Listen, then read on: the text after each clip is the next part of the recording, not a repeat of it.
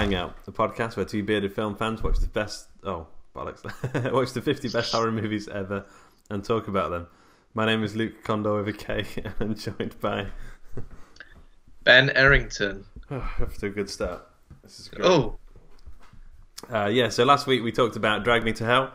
It was a very fun episode. We had some lovely feedback. Did someone tweet to us about it? I think Andy... Yeah, somebody might have tweeted to us about it. I think Andy CT on Twitter. Yeah. I think he said something along the lines of it was the best episode of a podcast he's ever listened to. It was he just had some nice things to say. I think he just said he enjoyed the episode and he has been enjoying the episodes. Okay, well, that's good. Which is nice. Yeah, it's good to know that people listen and enjoy it. Yeah. So I should probably just quickly say there's a new website with the whole list on, and it's got all the pictures of the films and stuff. If you go to theotherstories.net, that's our podcast network website, and you'll have there's other shows there as well, but the horror hangout stuff is there, and you can check it out. It does look good. It looks lovely. Yeah, lovely. Nice visual interpretation of the list. Yeah, so you can see what we're going to be talking about in the future as well. Yeah. So today we're talking about The Skin I Live In. Ben, do you want to tell us a little bit about what's it about? I will tell you a little bit about what it's about. Okay. We need a jingle for that. We do need a jingle. Do you know what?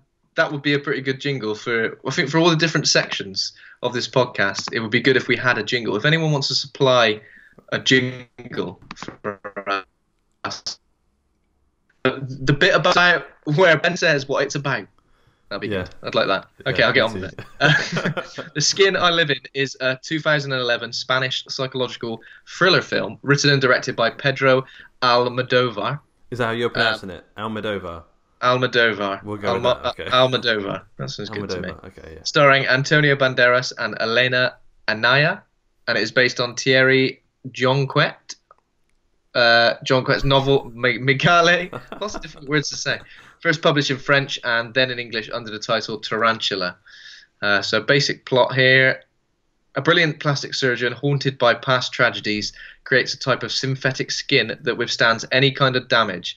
His guinea pig, a mysterious and volatile woman who holds the key to his obsession. Not an actual guinea pig. No. There's no guinea pig. There's no guinea pigs in this film. No. So this is what the people at Empire have to say. Something like a Frankenstein fable. The Skin I Live In is nevertheless fed through Pedro Almodóvar's idiosyncratic filter to become something else. Based on, I'm going with Thierry Jonquet. Thierry Jonquet's novel Tarantula is the story of it's the story of a scientist's illegal human experiments, ostensibly into artificial skin to be used for burn victims. The upshot is kidnap and sexual reassignment in disturbing 2 hours, described by the director as a horror without screams or scares. Plenty to keep you awake though, also significant as a reunion of Almodóvar with his frequent former star Antonio Banderas. The pair hadn't worked together since the Time Me Up, Time Me Down, 21 years earlier. I've not seen that. So Rotten Tomatoes gave it 80% fresh. It's got a 70% Metacritic score, and Mr. Ebert gave it 3 out of 4. So it's not as highly rated as some of the other films we've had. On the Horror Hangout Board of Advisors, which is our lovely little Facebook group, if you want to have your say, go search for that on Facebook. Johan Chippal says, I saw this in the cinema. It left me speechless and empty the moment I left. Had so many conflicting and uncomfortable feelings about the film, having this dark and unusual subject that is tough to explain and difficult to share because of the twist reveal. I enjoyed it a lot, but not without leaving a bitter taste in your mouth. It is the same feeling when people watch Requiem for a Dream. Excellent movie, but tough to recommend. And then Edward Harvey said, yeah, I saw it on the big screen too. It's incredibly disturbing. It's one of those films that's well executed and does its job, but you have no desire to see it again because once was harrowing enough. So Ben, have you seen it before? No, this was my first time. And how did you feel about it? Did you know what the twist was, by the way? Did you? No. Okay, cool. No. I didn't know what the twist was. I guess it's one of those things, isn't it? It's like it's a twist, but it's not a twist that's revealed like bang. It's not a Sixth Sense rug pull. Yeah, I know what you mean. It's kind of like it's drip fed, and when you when you decide to get on board with the twist is like at one particular point or another. There's probably a few places where the penny could drop. Yeah.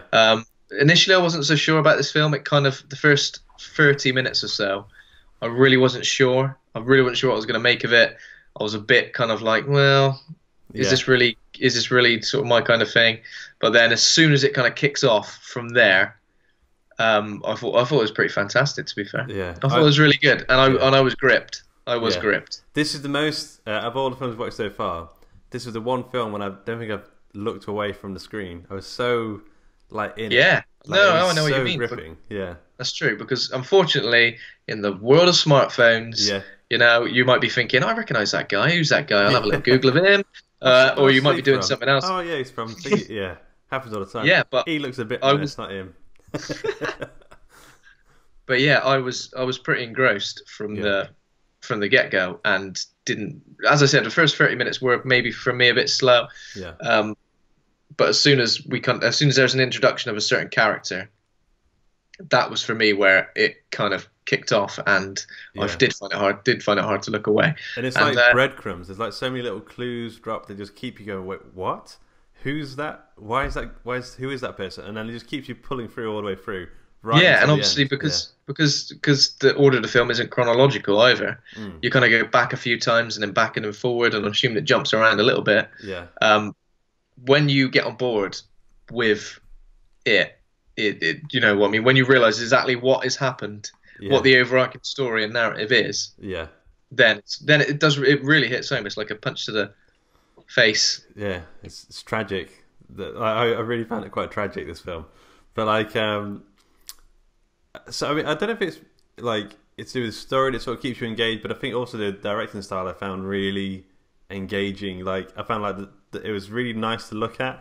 The music was really cool and really interesting, and it didn't look like a horror film. It looked somewhere on like a fashion film, or like a not as far gone, but leaning towards Wes Anderson's sort of eye for color and aesthetic.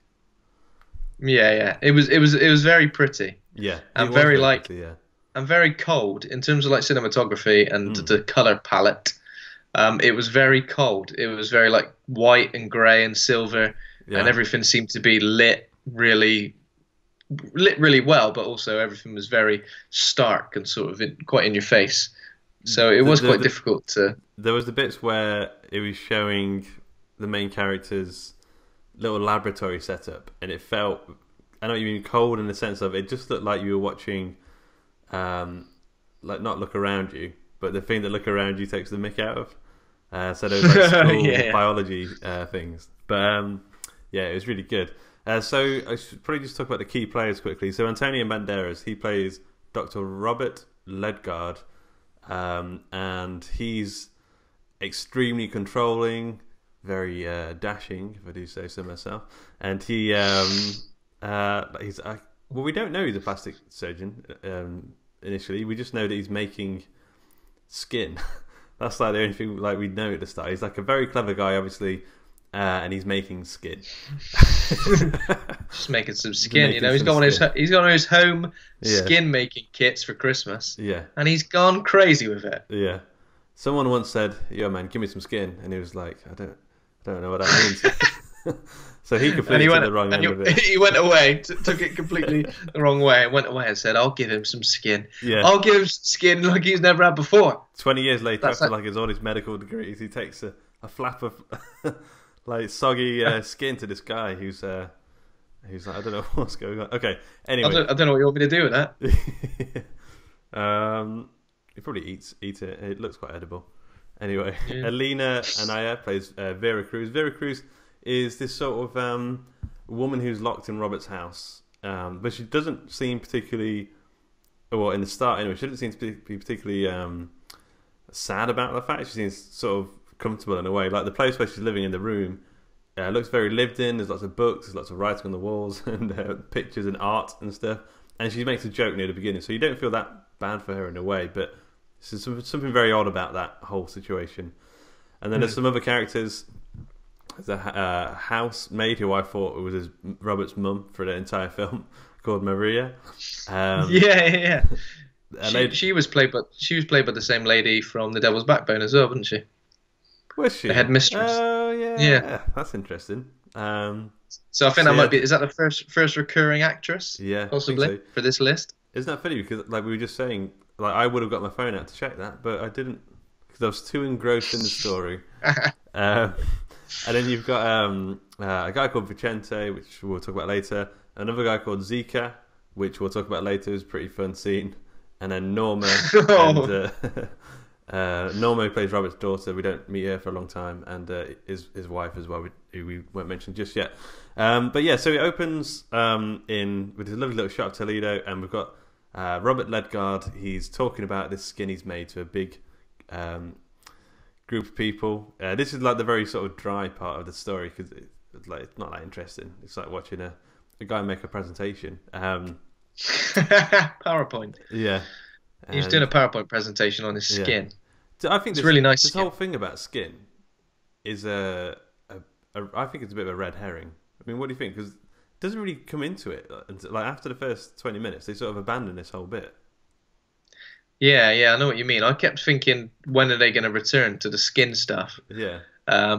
But yeah, it was a bit of a red herring. It was kind of like a setup to sort of introduce, like obviously, yeah, he was trying to develop a synthetic skin.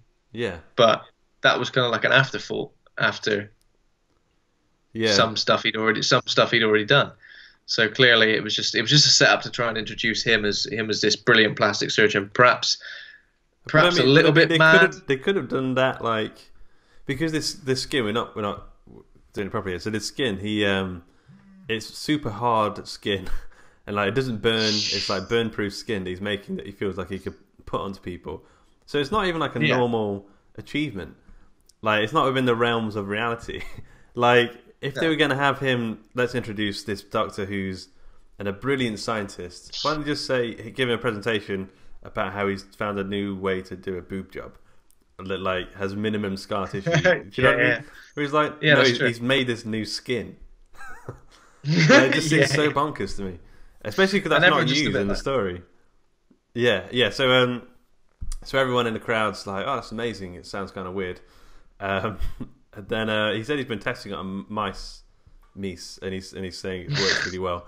But then after the presentation, someone comes back to him and says, well, I know you, Robert. You've tried this on a human, haven't you?" And then he says, "Yes." So we know something's weird. Yeah, we know something's going on there. And then we go to his house. How would you describe? He's got a nice place, isn't he? Yeah, it's proper. It's proper digs. It's a beautiful like estate. Probably, I mean, I would like to set a holiday there at some point. Yeah. As long as you don't lock me away. Yeah, I know that's the room I'd like to stay in. It's quite peaceful. Oh, is it? Yeah. You do a bit of yoga in there. Yeah. So then we've got like some people in the house who are caretakers and stuff, and then we've got Maria. She's the main caretaker, and then there's these video screens on the wall, and they show Vera, who's the woman who's sort of locked in this room, and like I said, she doesn't seem that put out. She seems relatively comfortable. She's doing some yoga. She just seems to be, she's living the dream. Living the dream, yeah. She's living the dream against her own will. People are making food for her. She literally doesn't have to go to work. No, she's not paying rent, I imagine. I doubt she's paying rent. I doubt they got like it's set up so her direct debit's going into, or a bank transfer into Antonio Banderas' account every month. Because how would she be earning her money unless she's like a online yoga teacher or something? But I'm looking into it too much. Babe Station. Yeah, Babe Station. Yeah. It's potential that she's doing Babe Station, and there's a niche Babe Station audience for people with synthetic skin. Yeah. Unbreakable synthetic skin. That works for some people. Yeah. So that's basically the introduction to the story. So we've got this woman in this room, and then Robert comes home, and he says these other people they have to go. They can't work here anymore. But Maria, you stay here. You're now the sole caretaker of this house, because there's people getting suspicious with what he's doing, and he doesn't want people coming around to the house. Obviously, because he's got a secret in the shape of a woman in a room. And then he goes out for a bit. It doesn't. I don't think he says where he goes. Maybe he does, but I imagine he just goes out for some fish and chips or something. And then Subway. Whilst he's out, Maria's son Zika arrives. He's done a robbery. He's knocked on the door. He's like, I've done a robbery. He's looking for somewhere to hide out. By the way, I'm dressed as a tiger. With a really good tail as well. Yeah. Yeah. By the way, I'm dressed as a tiger. That was like it's weird because the tiger bit was kind of like, that was never, it wasn't mentioned that much. So really, it was like, I'm dressed like a tiger. I've done a robbery. I haven't seen you in 10 years, Mum. Well, she didn't recognise him at first. Is it because she's like, I don't remember giving birth to a tiger? And then yeah. And then he goes, no, it's me. I remembered everything that's come out of me, and there was definitely no tigers, not at any point, especially one as big as you. Was there? Was there? Yeah. So she had an affair with what's his name from the Frosties, and why can't I think of his name? Tony the Tiger. It's too obvious. Tony the Tiger. Her and Tony the Tiger. You know what to say about him in the bedroom, don't you? Go on. He's great. Okay, anyway. Okay, so this Maria's son Zika, he's a proper goon. Like, if you think about the word goon, he is that. Yeah. He is that. He's absolutely a goon. He's off his nuts. Saying it now. Absolutely goon. Full on goon. He looks actually a bit like the guy from the Goonies. Come to think of it, but not quite as deformed. He's got a scar. He's got some scarification. Yeah, he's got a funny little lip, hasn't he? Has he got a funny little scarred lip, or maybe he's got scars around his eye and on one side of his face. He's got some more on the other side. That's what happens. He's got into a fight with another tiger, hasn't he? He's got into a fight with another tiger, trying to, assert their dominance. Yeah, which he does. He does assert. He does very much so. So he comes and he's like, "Look, Mum, I need to hide somewhere." We find out here that he knows Robert from somewhere in the past. And a little bit of history. And he's like, "Let me in. I'm dying for a sandwich, Mum." And so she lets him in, and then he's eating this sandwich. And whilst he's eating, what sandwich was it? Dairy Lee? Is that what it was? I didn't even see. I wasn't looking. I don't know. Yeah. Yeah. Why not? I reckon so. That's what you make for your son. Like, if she's making it for her son, it's got to be Dairy Lee cut into 4. No, I cheese and ketchup. Cheese and ketchup sandwiches I used to have. Madness. That's utter madness. Right, it's like cheese and tomato, but like good tasting tomato. Cheese and tomato, like for the, the real budget. Yeah. And also, like, cheese and tomato sandwiches, I really am sick of when you bite into them. The tomato, it doesn't come out in like one mouthful. It pulls the sandwich apart. It's like I'm not going without a fight. It just sticks onto the sandwich as best it can. I find like fresh tomato to be quite wet in a sandwich, quite a wet ingredient. Too wet. Way too wet. It's like slickens and sogs everything up. Sogs the bread. The bread, you've got this bread soaked. You got this bread soaked in just like tomato water, and it's just disgusting.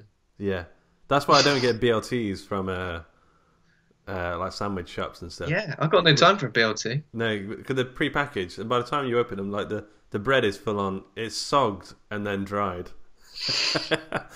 You have to wring the bread out and then put it back in the sandwich. Yeah. and then like you've got sauce on top of that. It's just too soggy.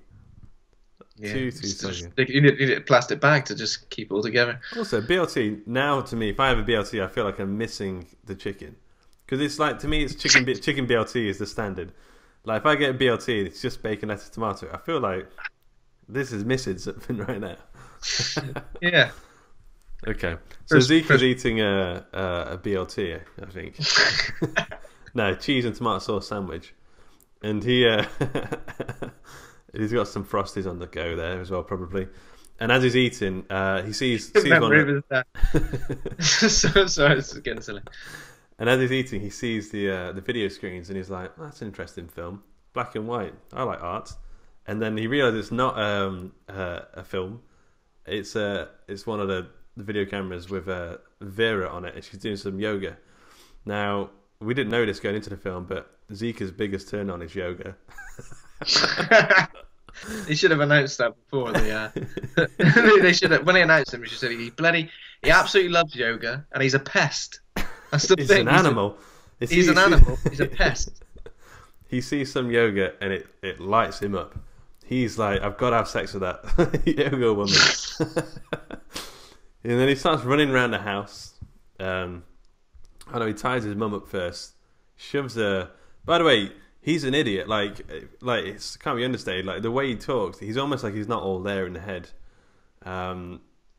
Yeah, and he's putting this handkerchief down his mum's throat to keep her quiet and all this stuff. It's pretty grim. Maybe we need to. He's dressed like a tiger because there's a carnival on in the city, and he's using the tiger disguise. Well, he's using it as a sort of disguise, isn't he? Because the police are after him. Yeah. Because the fuzz are after him. Yeah. Yeah, he's not just wearing a tiger suit, although it is a bit random.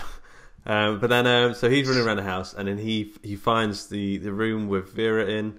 He goes in there, and like you said, Ben, he asserts his dominance, and he does the bad thing, does a rape, and she doesn't like it, obviously, but also he calls her a name, or like he recognizes her. He's like, I thought you were dead.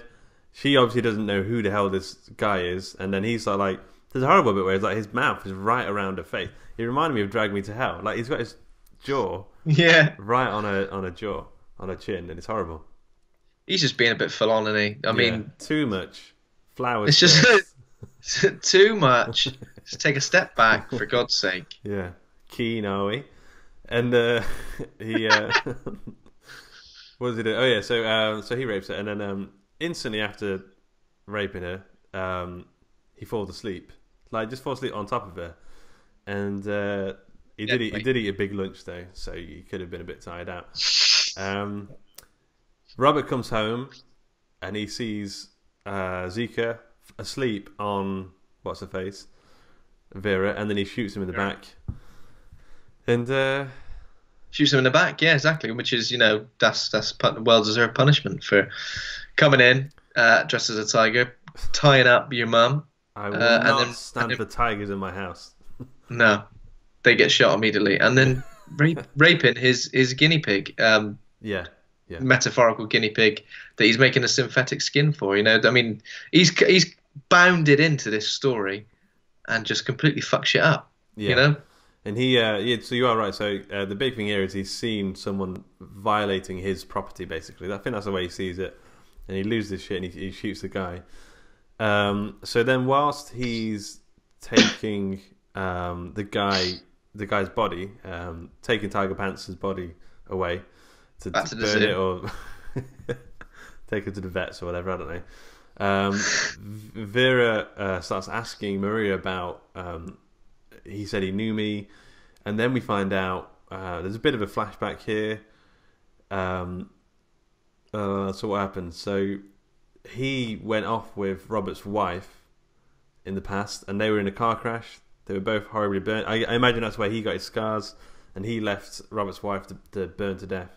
But she didn't die. She made it out, and Robert sort of helped her, but her skin was all badly burned, and then she saw herself, tried to commit suicide, or did commit suicide, jumped out of a window, and which then mentally scarred their child, Norma, who we haven't even met yet. There's so many, this is what I mean, like there's like these threads in this story that just keep on like tugging and pulling you along. This mentally scars their child, Norma, and it also kills his wife, obviously. So after all this sort of chaos, Robert gets back, and then he lets her not sleep. He says like, you don't have to sleep in the in your room anymore. You can sleep in my bed. So he's let her out.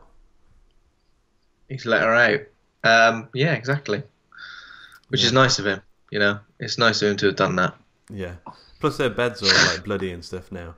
His bloody. It's covered in tiger stuff. Yeah. Did they have sex at that point? Yeah, I think they have sex, and then she says it's hurting her. Okay, yeah. Obviously after Antonio Banderas does the gentlemanly thing and says, "Well, we it's okay. We will stop." Yeah. Yeah. He doesn't do it, Zika. he says no. Okay, that's fine. But then he falls asleep, and I feel like this film is told in three parts, like three acts, and very sort of defined. I feel like that's the end of Act 1. So it ends with him letting her out and embracing her, and they start like cuddling and stuff, and then they both fall asleep in the bed, and then we go to Act 2. So this is where the time jumps start happening. That makes it sound too time travel-y. I just mean like flashbacks. So first of all we go into Robert's head, and we jump back 6 years to this really smooth jazz. Like it's a wedding. There's a jazz band playing, and it's a really nice sort of like little jazz outfit going on. There's people dancing. Robert's talking to some people. He seems okay. We find out this is after his wife committed suicide. Norma, his daughter's grown up to some degree. She's a teenager now. And we find out that mentally scarred her, and she hates being around people. So this is one of her first ventures out of the mental institution or wherever she's been staying. And she's talking to some boys. They seem like they're having a good time. Robert loses track of her at one point, and then he goes outside to try and find her. The music's still playing behind them. He finds a load of teenagers having sex in the gardens, and then finds far too much. Yeah, it was far too. It was an orgy going on. Yeah. You know what I mean? It was way too much. I would have just like dispersed them. I would have just walked into the middle of it, started clapping my hands. Yeah, fired a gun maybe just to disperse them. And he walks past them as if it's normal. Like, is that what Spain is like? I don't know. I've only been once. People weren't doing that in the streets. I've never been, so I don't remember. You should book a trip. It's fantastic. People having sex in the streets, dude. Come on. But so he's going through the gardens, and he sees Norma's shoes on the floor, and then a jumper, and he finds her knocked out on the floor. And then it looks like she's been raped by this tree. She wakes up. She loses her. What? You are. I thought you said raped by a tree. That was Evil Dead, wasn't it? Sorry, yeah.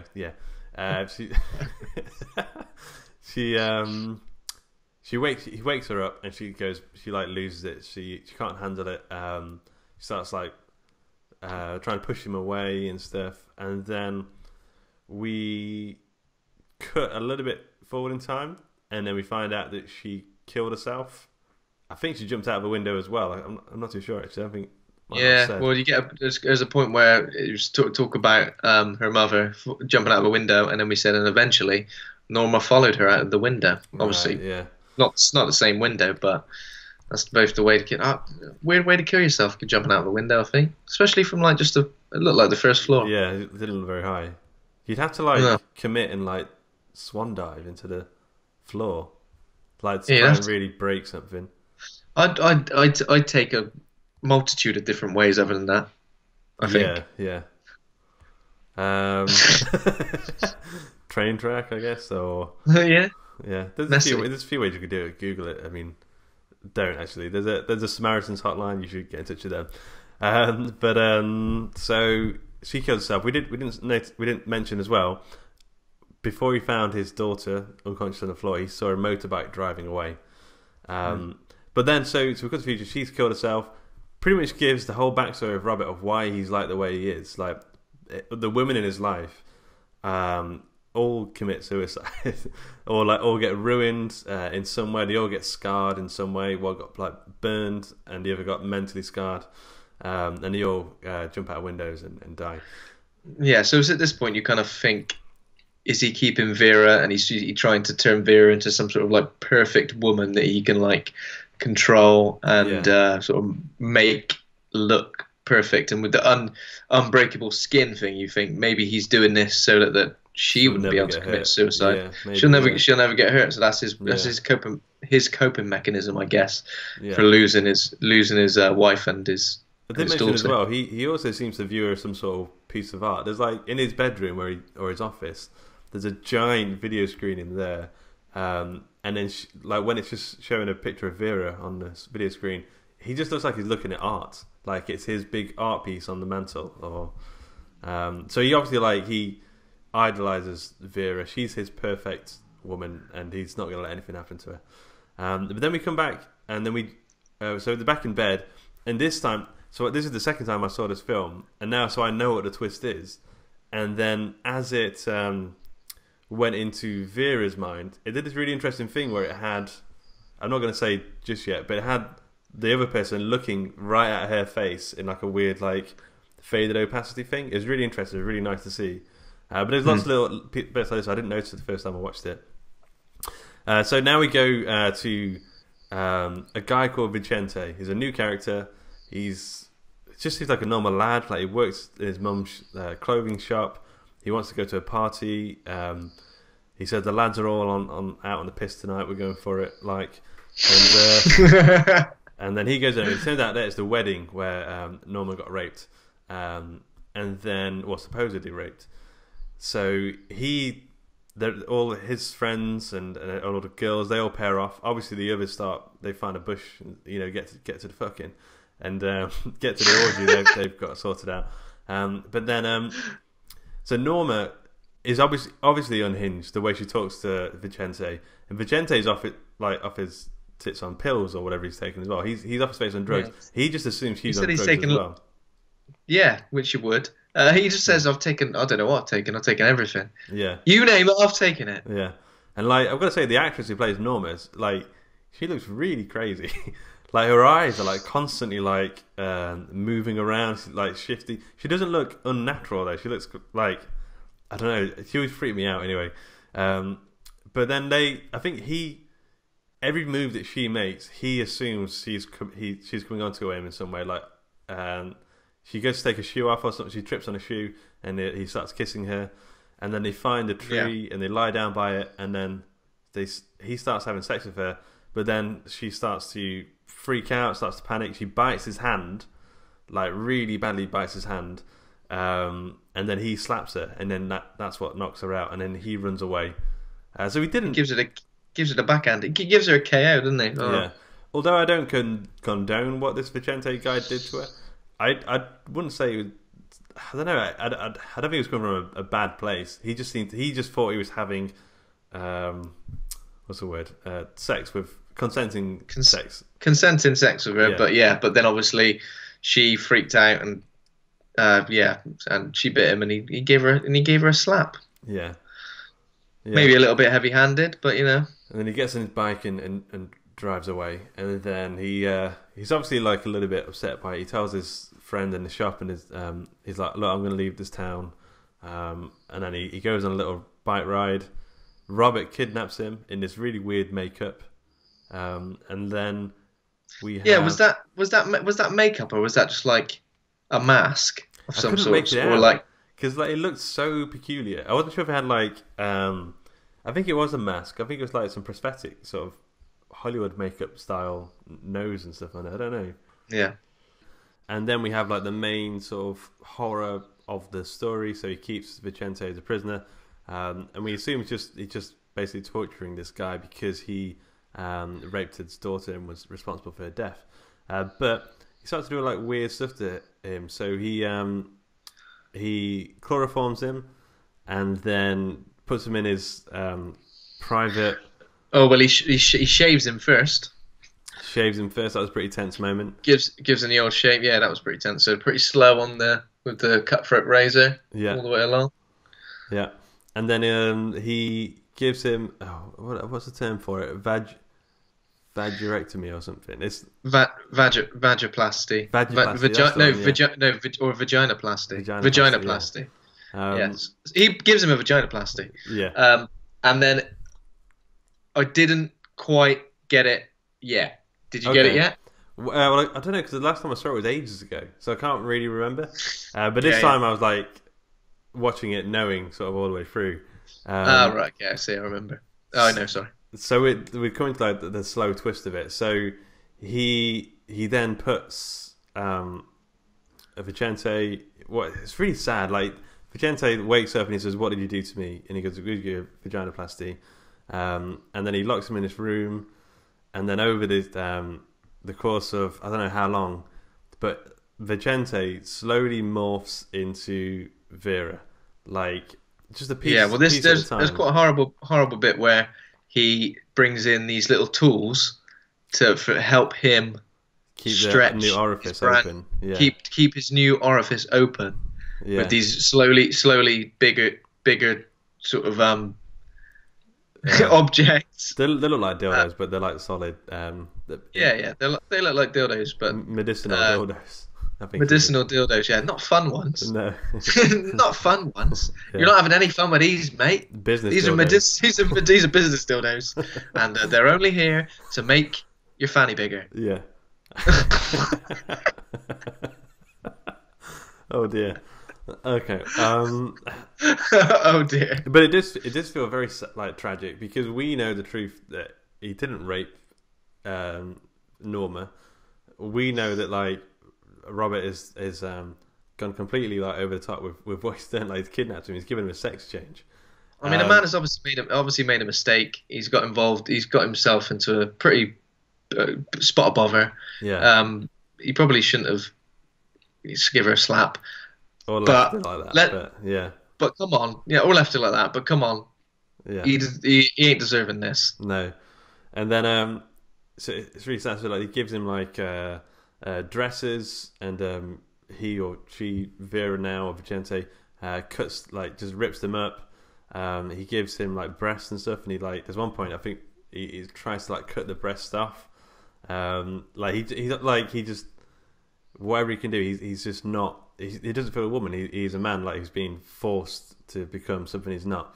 So it's really sad. It's really horrible. And then it's a really kind of surreal change to see him slowly morph into Vera, who's this like idealized woman we've seen throughout this entire film.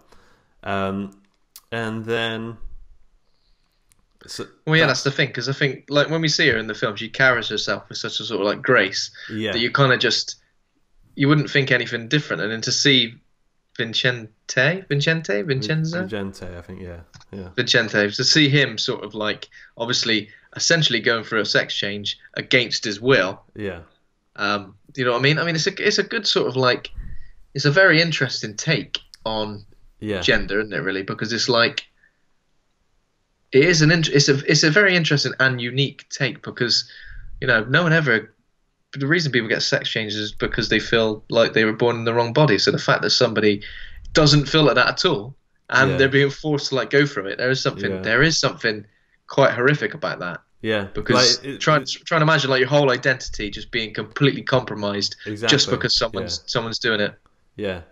Like it plays into like one of my biggest fears, which it's not getting sex change, but like I've got this weird fear of being killed or hurt based on someone else's belief system that I don't adhere to. So the best example I can think of that is in The Wicker Man when they burn the main guy because they want to get a new crop, and I find something about that so terrifying. And this is like. Robert believes a certain something that isn't true, and we know it's true. Vicente knows it's true. Well, he thinks he knows it's true, and it's happening to him. And it is such an interesting idea of this film. I don't see this film really as a horror, apart from this whole concept. It's such a horrible concept to sort of grasp. I was wondering what you're going to say was your biggest biggest fear then, having your knob off, having it sliced right off like a stick of butter. Yeah, and finding it in the fridge the next morning. Ooh. Yeah. There he is. So, I mean, it is pretty hard. I mean, Vincente doesn't really get given a chance to explain himself. And when he does, he can't really remember because he was on so many drugs. He can't remember exactly what happened. Yeah. So the fact that he was never really given a chance to explain himself, he never really gets given a chance to, sounds silly, but apologise. He's never really said, look, I'm sorry for what happened, but... this is what I remember. You'd be pleading. I think you'd be pleading from the moment you get that vaginoplasty. You'd be pleading for him to just stop, let me go. If that is why you're doing this to me, then you just reminded me of the bit where he does try to kill himself. He slices his own neck. Oh yeah. I completely forgot about that bit. Yeah. Well, yeah, it's weird because I think at this point I would say he's Vera now. Yeah. Is he not? Yeah, so the actress is the actress at that point. Yeah, of course. Yeah. So it's not like a happy change. It takes a bit of time. So he tries to kill himself. Like he slits his neck open, but Robert, I think he said something like, "We'll have to make the skin stronger" or something, which probably leads more into what he's doing later on with the skin thing. This is getting interesting now because, like, in terms of like gender roles and stuff, because obviously we're referring to Vincente as a him because that's how he wants to be. Yeah. But then in terms of the way he's been sort of gone through what he's gone through because of at the hands of Antonio Banderas, is he now a she?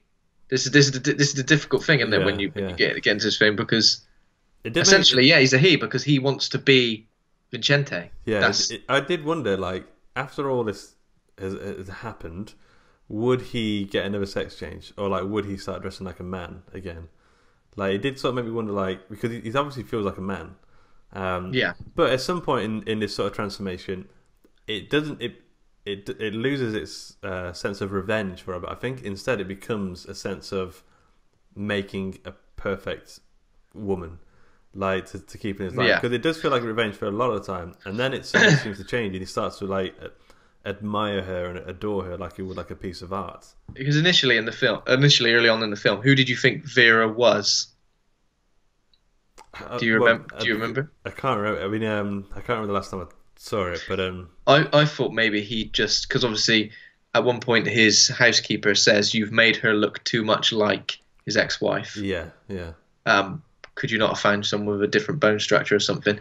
I thought that maybe he'd just found somebody, either somebody who had an accident and made them look like his wife. Yeah, and made them look like his wife. Yeah, I didn't think it was quite as dark. I mean, that's pretty dark as it is, but I didn't think it was quite as dark. That sounds like a cool film, though. Just find like a drifter, or I don't know. I kind of just thought. Yeah. I don't know. Yeah. But then, like, so that's like the end of part 2, and then we come to part 3, which is back in the present day. They wake up in the morning in the bed, and what's her name? Vera, who's now full on Vera, has the perfect opportunity to escape, but then doesn't. So then we start to feel like, okay, so is this Stockholm syndrome now? Is she like now in love with her capturer, who she's hated for this entire time? It did go a bit Beauty and the Beast at this point, didn't it? I was thinking they love each other after all this. Imagine that. This is another horrible thing. It's like the sort of body horror element of that, and the horror of being kept against your will somewhere, and now the thought of being in love with your captor as somebody who does, we assume, still want to be a man. Yeah, it's a bizarre sort of. It is a bizarre. It makes you feel bizarre things. It is a confusing. Premise, I think. And then one of Robert's colleagues who helped him do the operation on Vicente comes back and he starts threatening, saying, I've got your number, mate. I've got your number. You shouldn't have done that. Like, I think that's the person you're doing experiments on. Because he's got a newspaper story saying that Vincente has been missing for quite a number of years. Yeah. And then Vera gets another opportunity now to jump in and say, yes, he did this to me, help me. But she doesn't, and instead says, that was me, but I didn't do it against my will. I'm now living with Robert, and he sits on his lap and kisses, and it looks like they're just going to be really happy. And they're just going to, feels like that's the way it's going to end. But then the next morning, that night they're about to have sex. She's like, I've got some lube downstairs. She goes to get the lube, but gets a gun instead, and then shoots that mofo. Antonio Banderas at this point, when he is so impatient. Yeah. You got to get the lube, are you? Right, go and get the lube right now. She's like, I'm off to get the lube. She's downstairs looking for the lube/gun. Yeah. Have you got the lube? Shouting down the stairs. Jesus, Antonio Banderas, you horny bastard. Yeah, and like all the while, Maria, his housemaid, is like in the room, like, oh god. She's trying to sleep, and he's like, they're shouting about lube. Yeah. She's like tucking into a good book, and she's like, oh dear, get a bloody lube. Puts her headphones on. So then, like, we realised that, like, no, she's not got Stockholm syndrome. This was just all like a ploy, so she could kill them. It was the long game, wasn't it? Yeah, it was the long con. Yeah. She wait, so she killed Maria, right? Marilla. Yeah, she did. She kills Antonio Banderas, then she hides under the bed. Yeah. Brenda comes upstairs to sort of see what the ruckus is about. And she's like, "Oh, who's got the bloody lube then?" And then she pops a cap in her ass from under the bed. James Bond style. She just shoves her arm out. Comes out from under the bed. It's like that. Yeah, there you go. Who's got the lube? And then she squirts the lube over them both. No, she didn't do that. This is like the most horrific James Bond film I've ever seen. If that was the case, turns out to be Daniel Craig at the end. Like, can you imagine? Can you imagine the uproar if this was the plot of the new James Bond film? We wanted to make her a woman, but we didn't think you'd go for it, so we started her as a man. yeah. And we knew there'd be uproar, like there always is. We knew there'd be uproar. Yeah. Uproar about different Doctor Who companions. Uproar about James Bond being a woman or Idris Elba. Yeah. Right, we'll start her off as a man. We'll start her off. Give them all what they want. Yeah. Please everyone. Please all the crowds, and there we go. To be fair, Antonio Banderas would be a good Bond villain, I think. Oh yeah, definitely. Yeah. As a good sort of like plastic surgeon. As this guy who has like guinea pigs who eat like guinea pig people with solid skin and stuff. Yeah, definitely. Yeah, and then James Bond. This a complete different storyline. James Bond could be like wooing the women, and then suddenly Antonio Banderas would go, actually, these are men, and they'd start fucking battering it. Not saying that women couldn't. Yeah. But it'd be a good little plot. This sounds like the plot to the new Austin Powers. The new Austin Powers. Yeah. If there was going to be one, we could write it. God, yeah. So she basically gets on a bike, I think, or something, and then she drives away. She goes back to her mum's. And this is like the most tragic scene in the entire film, I thought. He goes back to his mum's shop, and I think his sister or his friend still works there. Yeah, I think it's a friend. It's a friend, but I think he kind of like had a thing for her. Right, yeah. And he's like, he goes to her first. Like, no, he finds them both first, his mum and the friend, and then the mum just shuns him off as if, like, I have no idea who you are. I'm busy. Get out of it. But then his friend comes and helps him in the shop, and then he's like, look, I'm Vicente. I was kidnapped, and they gave me a sex change against my will. I've just killed 2 people to get here. And then it's like, the mum comes in, and then he says, I am Vicente, and it fades to black. And oh my God, that fades to black. Films don't fade to black anymore, but that was, to me, such a good ending. Like, yeah. Well, he does say to his friend as well, he says something about the dress that he was wearing. Yeah, to prove that it was him. To prove that it's him. Like, most like horror films, they escape from the villains, and then they just drive off into the sunset, and you expect everything's going to be okay. But and then the villain's in the back seat. Oh! They like drive off into the sunset and the credits roll or whatever. But this film, like, I'm so glad it took it a little bit further, and then it got him arriving at the family's house, and it just like sort of opened up a whole. His life's never going to be good. Like, well, it's never going to be the same. They're completely ruined, and like just that whole "I am Vicente," that last line. He's defining that I'm not a woman. I am still Vicente, and it just fades to black. That's a proper mic drop moment. I thought this was a great film. I think I absolutely loved it. Actually, yeah. I mean, it is a masterclass, really, in sort of in a bizarre sort of thriller / horror sense. Yeah, it's doesn't. There's absolutely no blood and guts or gore or sort of like even Antonio Banderas as the captor. There's not really much violence in it. Yeah. I know we've got people shooting people, but I mean in terms of violence, as in, it's when people get shot, it's just like bang, you're dead. That's kind of it. There's no Antonio Banderas stalking her or doing some horrible things other than the terrible plastic surgeries he's doing. Yeah, it's like masterclasses, right? I think because so this is I can't pronounce his name. Pedro Almodóvar. He's done a lot of films. I don't know. I've not seen any of his other films, but I know there's a whole.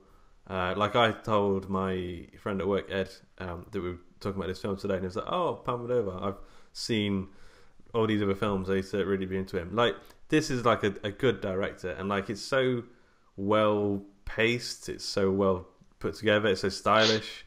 Like I said, the music is amazing, and it deals with a really interesting take on the whole Frankenstein sort of story.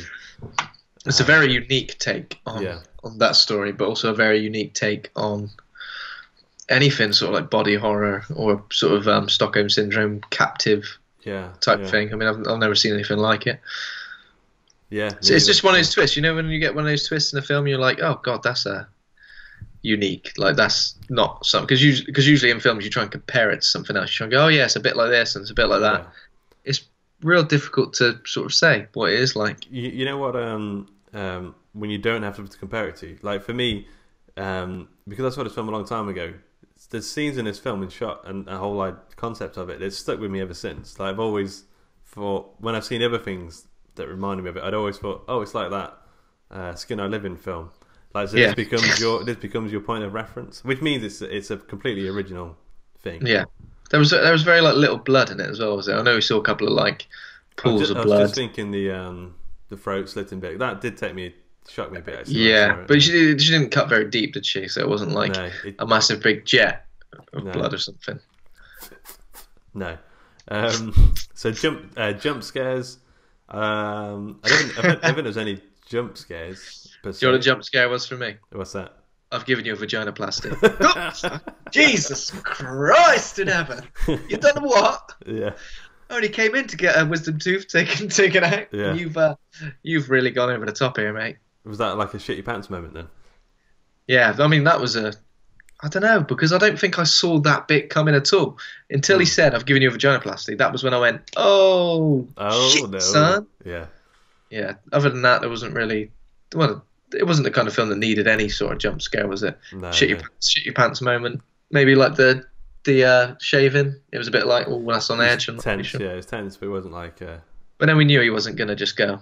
You know, he'd gone to a lot of effort. Yeah, I watched it with Kat, and Kat said was lying on my shoulder, and she was like, "Oh, you breathing really like your heart's beating quite fast, and like you're not breathing properly." And I was like, "Oh, I didn't realize," but I was so tense by the whole. It was a shaving scene, and the whole. It was a shaving scene. That whole scene, it was just so like tense. The thought of you being shaved. That scared me. You're just like, don't want to look at me. See, I went away and pretty much started shaving immediately. Yeah, you started the gender reassignment now. Yeah, I've started it. Antonio Banderas, I can have him on the phone. Yeah. Can you sort me out a cheap vaginoplasty? How much? Shove up your ass. As long as he can get me some. As long as he can get me some business dildos, I'll be happy. I wonder how much he charges. I wonder if they come in a little case. Yeah, you need a what do they call not a green card. What do they call them cards for medicinal marijuana? A card for a business dildo.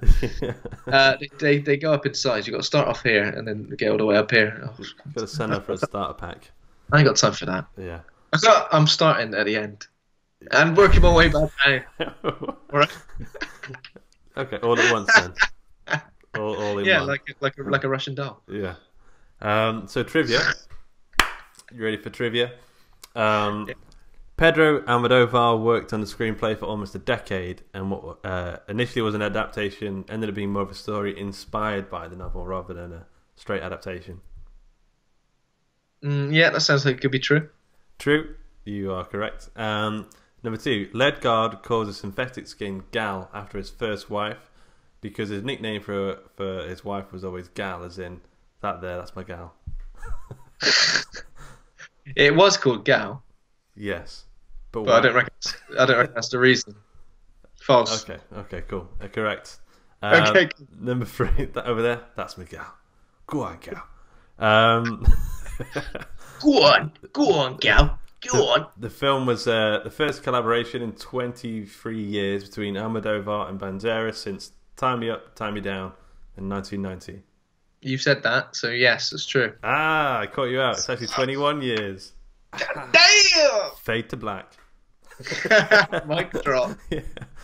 Okay, after a few days of shooting, Pedro Almodóvar had a conversation with Antonio Banderas in which he told Banderas that he needed to drop all the tics as an actor because he wanted him to play a restrained character and the actor was playing him more like a typical psycho. So he's basically calm it down, son. Yeah, calm it down. True? True, that's correct. Okay, so the actor who played Zika, the tiger brute, refused to play the sex scene, so instead they used a stunt double. And for any shots of Zika's face, they employed the amazing Imaginarium Studios and the talents of Andy Serkis to bring it to life. So all of those sex scenes, when you see his grunting face, the amazing work with Andy Serkis. True. Correct. Okay. You know how you get stunt bottoms and stuff? Andy Serkis is the stunt sex face. Oh, right, okay. He's a stunt ass as well.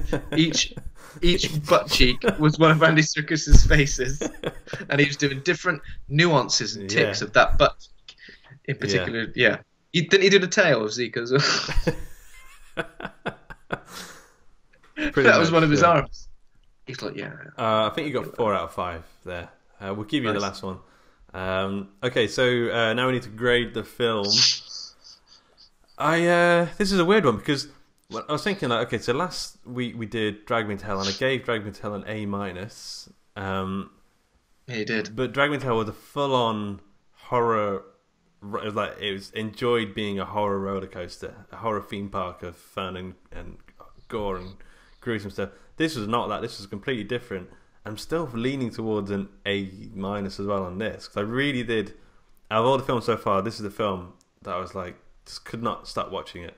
And I've seen it before. I know the twist and stuff, and I just still couldn't take my eyes away.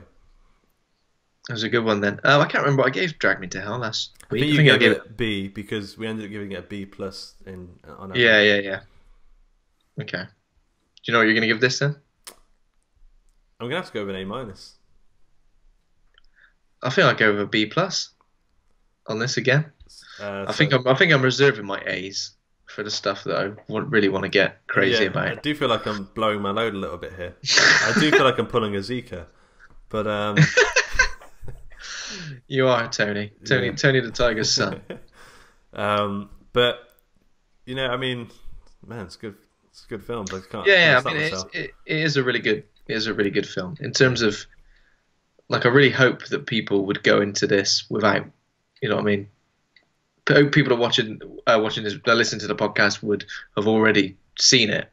Yeah, I mean, I expect they would have because, I mean, I don't know why. Yeah. When I listen to, I listen to like Stephen King podcast after I've read the book because I like to hear what other people thought about it. So I imagine it's a similar thing. I hope we're not spoiling it for people.